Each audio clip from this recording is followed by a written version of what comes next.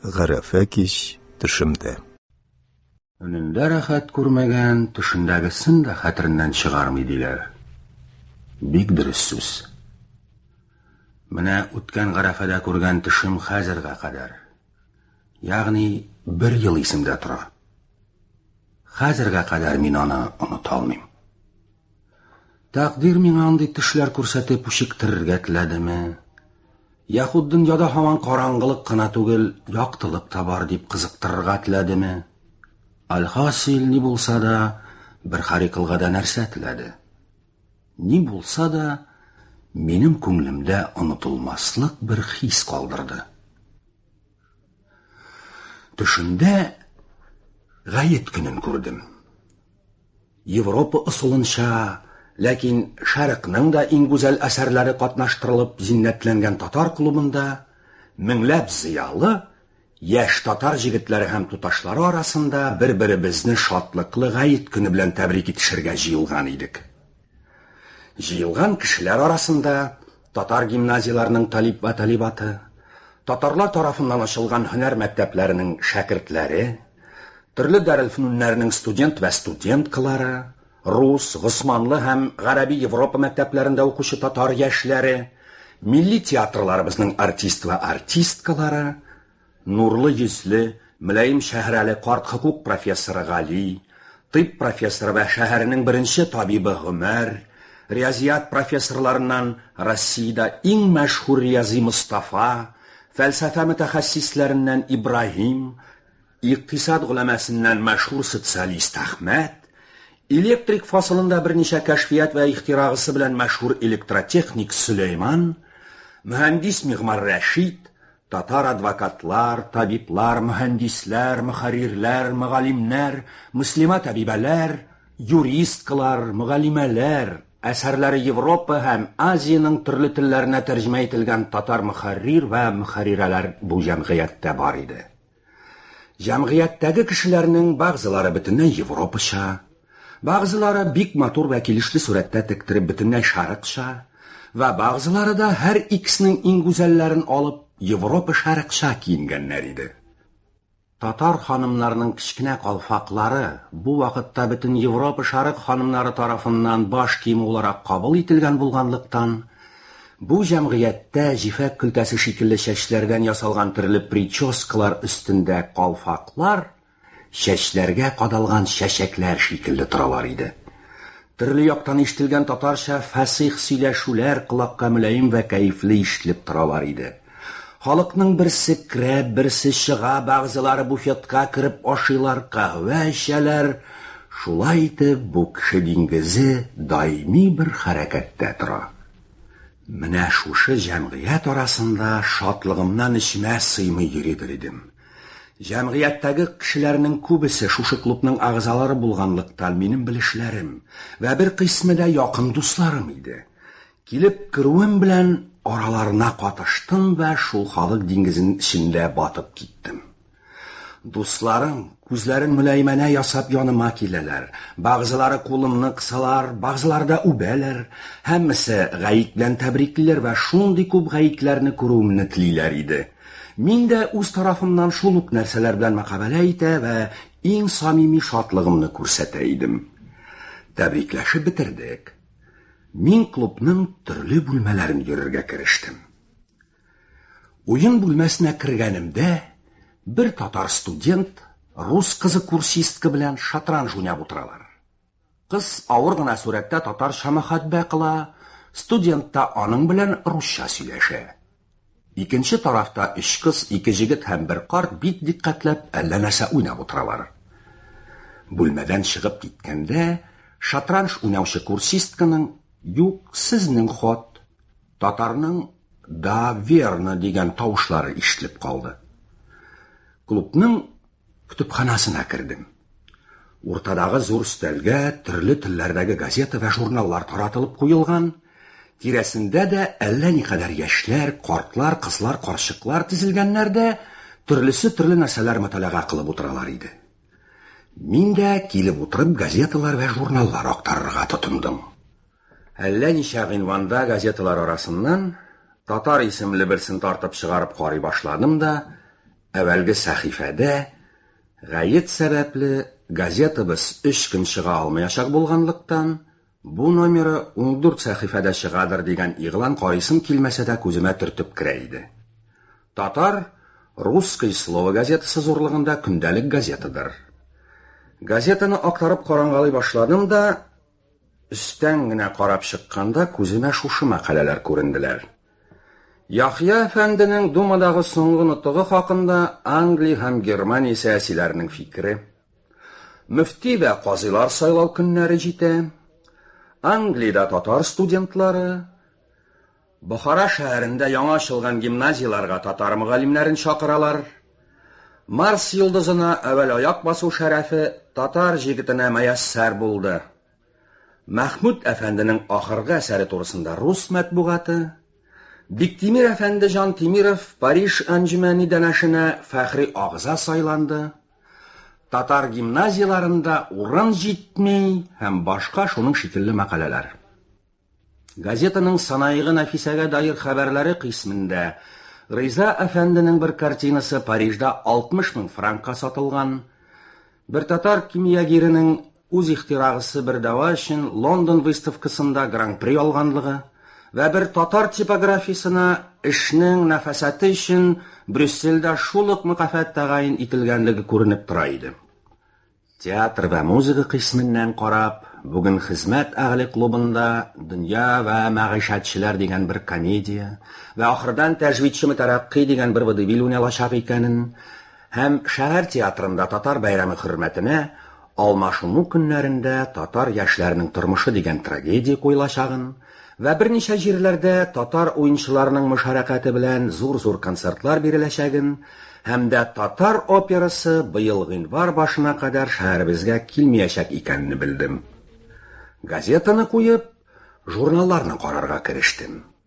Булар арасында фәнни мөҗәллә, гыйльми вә әдәби мөҗәллә, яңа әдәбиятыбыз, тиҗаратка махсус журнал, сәясәт галәме, санаигы Нәфисә, Европа әдәбияты дигән шикелле гомуми рәсемле журналлар вә хәтта яңа рәсемнәр дигән хусусый рәсемнәр генә журналы һәм тип, риязият, тарих, дин дигән шикелле хусусый журналлар, җен, уяткыч, тияр, нишләттең дигән шикелле көлке журналлары берсе артыннан бер күз алдыма киләләр, кулыма эләгәләр иде.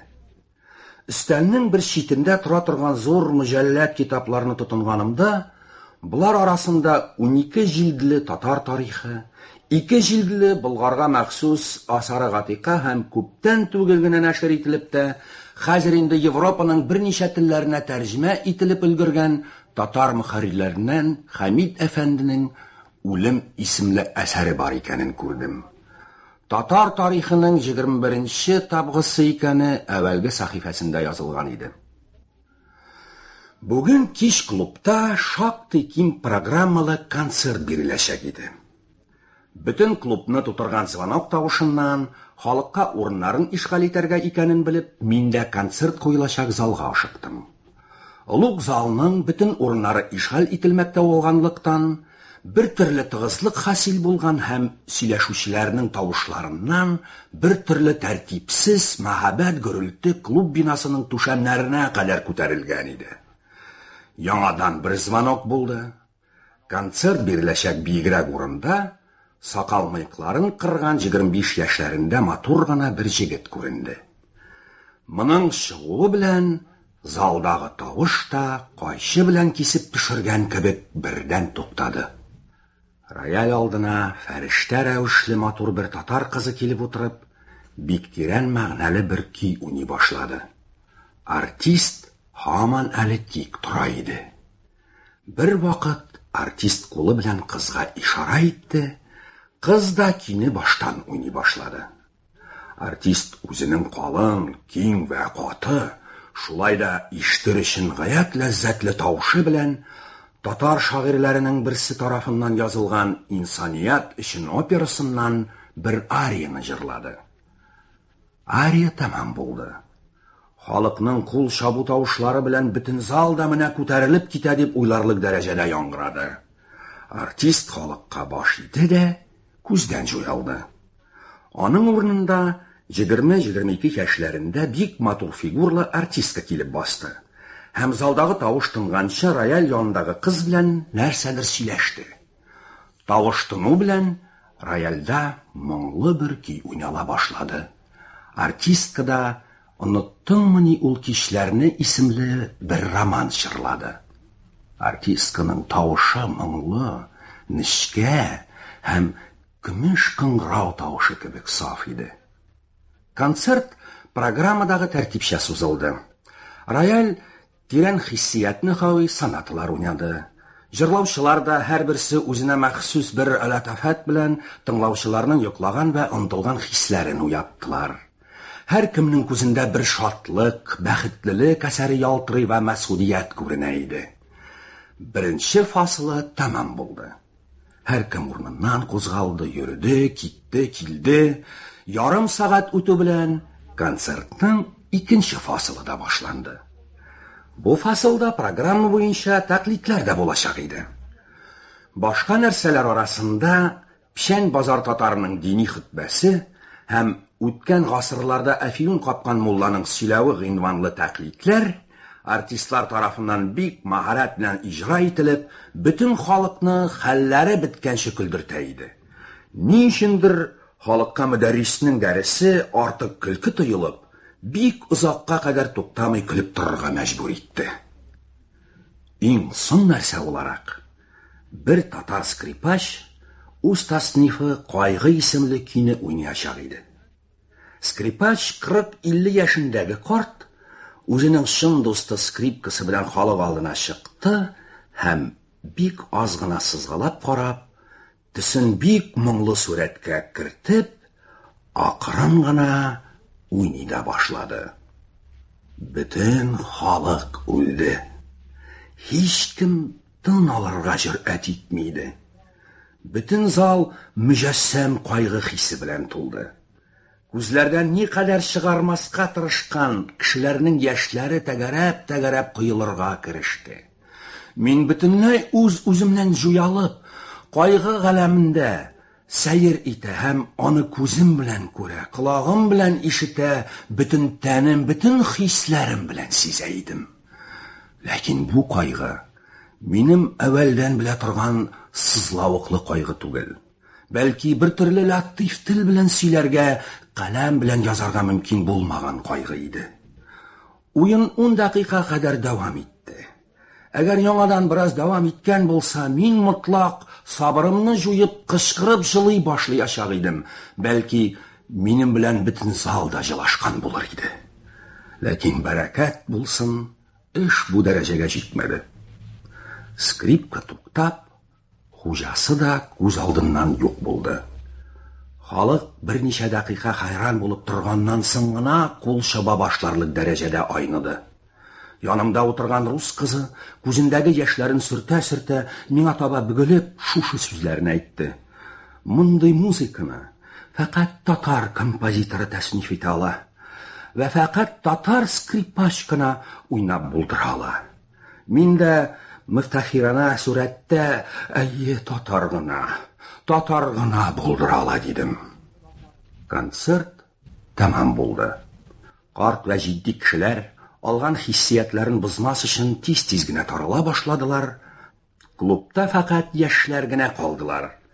Тиздән танец башланачак иде. Озак үтмәде, залда рояль тавышы яңгырый башлады. Бу бер махсус танецның музыкасы булып, үзенең җазибәлеге белән танецның бик гүзәл паларын хаби булачагын вәгъдә итә иде. Бөтен зал яшь, мәсхүд, хаятлы мәгъишәтләр белән тулды. Ул үткен истигъдадын өстенә чыгарып тора торган зәңгәр күзләрдә, җазибәле кара ва мави мәгъсуманә капризлы күзләрдә яңа бер хаят ялтырый ва моңа кадәр күренмәгән шатлык ләмган итә иде.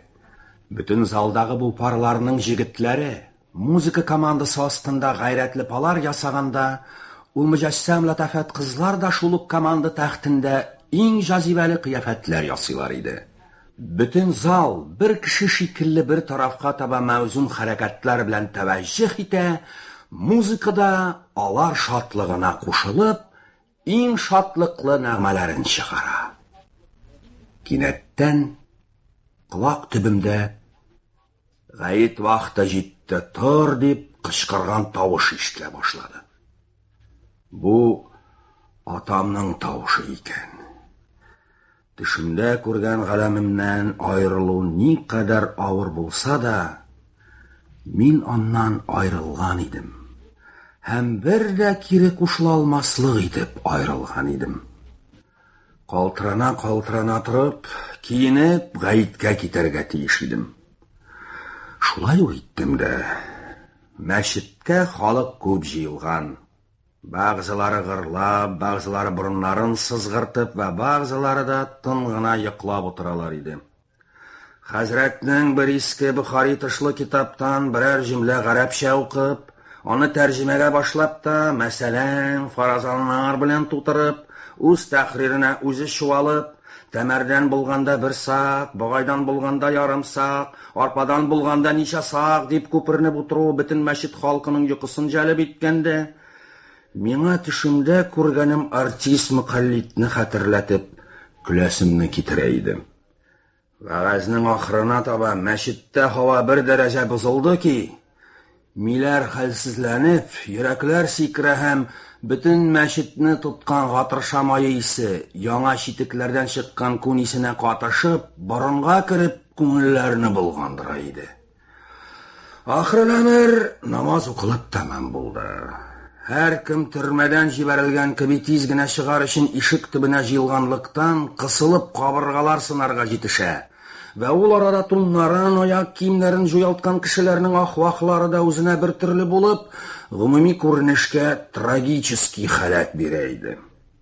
Мәчеттән чыкканда, зур корсаклы, төлке толыплы кешеләрнең атрафларына хәерче балалары җыелып, һәммәсенең өстенә миннәт күзе белән карап, яртышар тиңләшүләре, әсвәҗле бер мөхәррирнең дуңгыз сурәтендәге акча савыты дигән әсәрен исмә төшерә иде.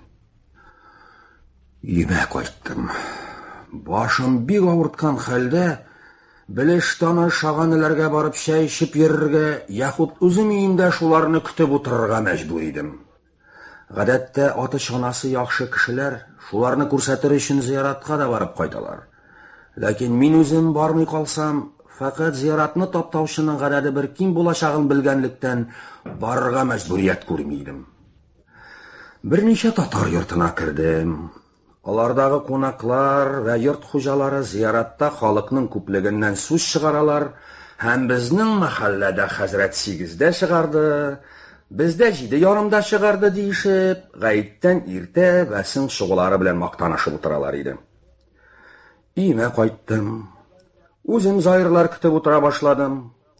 Килүчеләр дә бар иде. Алар бер-берсенә тәхкир назары белән карашып утырганда, мин дә һәр ике тарафны ишгал итәр өчен картлардан хәзрәтләрнең нинди вага сөйләгәнлекләрен ва шул ук вакытта яшьләрдән бәйрәмне ничек уздырырга уйлаганлыкларын сорашып утыра идем. Менә шулай итеп, гаитнең көне үтеп, кичә килеп җитте. Бүген иртәдән үк кич шәһәр театрына барырмын дип ниятләп куйган идем. Ләкин киләчәк көн русларның зур дини бәйрәмнәре булу мөнәсәбәте белән бүген һичбер җирдә күңел ачарлык бер нәрсә дә юк икәнлеген бер генә сәгатькә зияратка кергән иптәшем хәтеремә төшереп чыгып китте. Мин бүлмәмдә калдым. Һәр яктан чолганып, караңгылык эчендә бүлмәмә ут алырлык бер хәрәкәт итәргә дә иренеп утырам. Бөтен җанымны, вөҗүдемне татар бәйрәмендә генә булырга тиешле эч пушу каплап, күкрәгемне тормышымнан риза түгеллек кайгысы баскан. Ләкин бу кайгы төшемдә скрипкадан хасил булган кайгы шикелле латиф кайгы түгел, бәлки коры, сызлавыклы, мөдһиш кайгы. Бу кайгыда латафат та юк, гүзәллек тә юк, моң да юк, шигърият та юк. Янымдагы мендәргә башымны куйдым һәм 5-10 дакыйка хәрәкәтсез тордым. Аннан соң іштен сылап, іш пышуымны күзләремнән кыя башладым. Менә бу өн иде. Бу хакыйкат иде.